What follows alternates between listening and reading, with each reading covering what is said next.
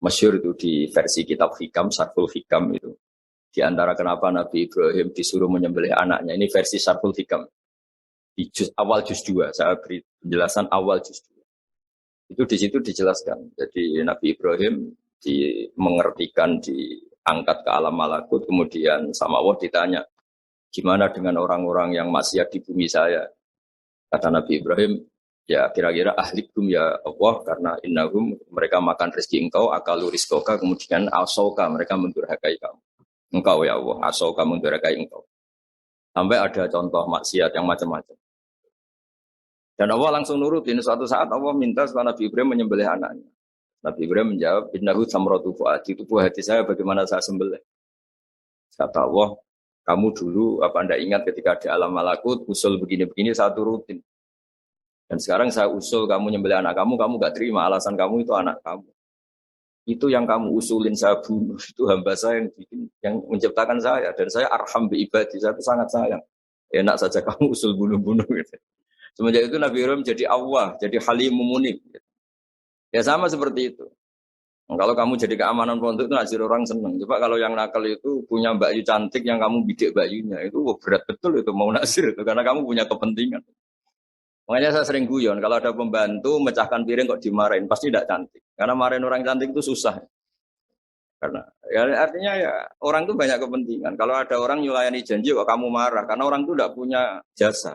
Coba kalau orang itu ngutangi kamu 1 miliar, terus dia nyulayani janji. Wah kamu tidak bisa marah, nggak ditagih sudah seneng. Jadi sebetulnya kita marah itu bukan murni karena kesalahan orang. Kebetulan yang salah itu tidak orang yang berjasa sama kita, orang yang kita tidak punya harapan, dianggap orang nggak penting. Coba kalau yang salah itu perempuan cantik yang kamu seneng. Atau orang yang bisa melantarkan kamu ke tempat pekerjaan, yang bisa mengasih status kamu. Salah kayak apa, tanpa dia minta maaf sudah kamu maafkan.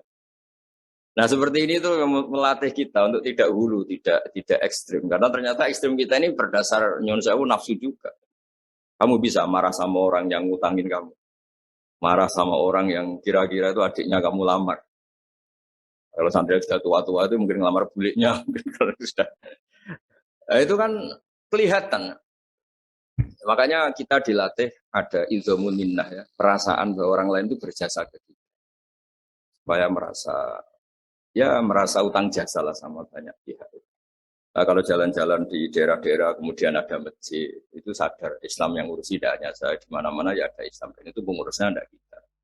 Kamu jalan-jalan di mana-mana kita yang keluaran pondok-pondok besar, mungkin melakukan Islam ya ngajak di pondok, di madrasah. Tapi yang pedalaman sana mungkin hanya seorang mudin, bahkan seorang PNS.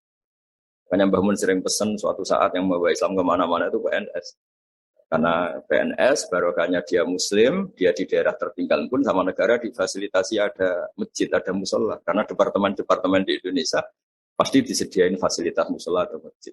Barokahnya itu Islam menyebar di mana-mana. Karena konsekuensi dari pegawainya yang muslim sama negara dibikinkan masjid.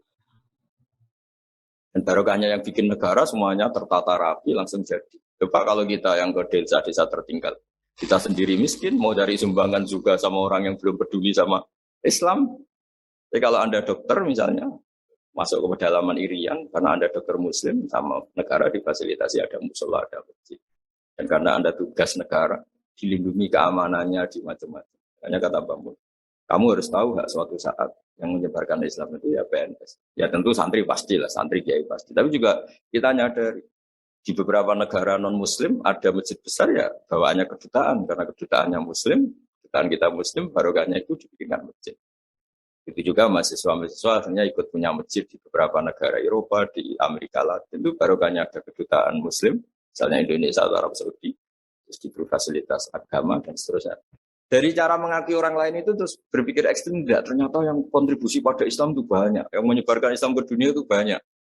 Barokahnya itu kita tidak mudah menyalahkan orang lain, tidak merasa paling mengawal Islam, tidak merasa paling berjasa.